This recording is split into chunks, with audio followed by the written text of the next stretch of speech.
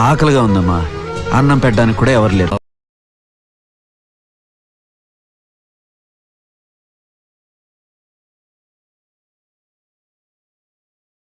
మమ్మల్ని తిడితే ఇంకా దిగజారిపోతారు.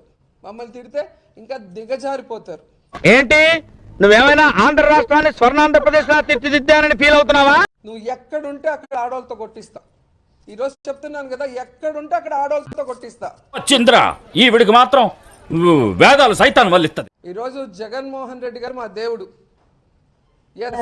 వాడు సంఖ నువ్వు నాకు, వాడు నీ సంఖ నాకుతాడు. జగన్ వచ్చేసావురా, ఇలాగే మెయింటైన్ చేయి. లోపల నుంచి ఐడియాలు తన్నుకొచ్చేస్తున్నాయి. ఒక్క అవకాశం ఇస్తే ఇండస్ట్రీ కుమ్మేస్తానా. జగన్ గారిని అనవసరంగా అన్న వాళ్ళు ఎవరు కూడా బాగుపడిన దాఖలాలు లేవు. పిచ్చి పట్టిందా?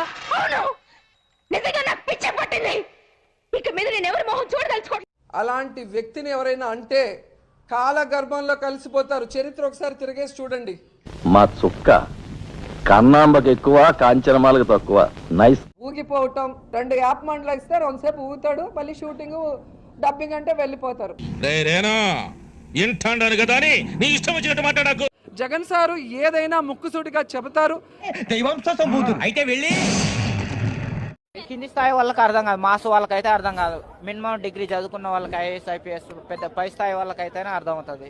ఆయన ఎడమ కాలి చిటికెన వేల మీద ఉన్న వెంట్రుకని కూడా ఎవరు పీకలేరు.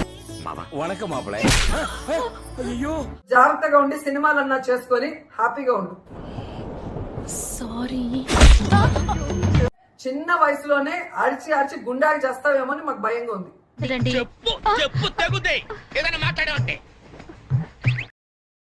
ఇప్పుడు మీరు అడిగిన వాళ్ళకైనా కొంచెం కామన్ సెన్స్ ఉండాలి. హీరో వేషాలు వేసి ఇక్కడ వచ్చి నువ్వు జీరో వేషాలు వేస్తే ప్రజలు ఎవరు నిన్ను హీరోని చెయ్యరు. నీ పోస్ట్ ఏంటి? ఎంపీ డ్యూటీ ఏంటి? ప్రజాసేవ. మరి ఈ బ్రోకర్ పని ఏంట్రా?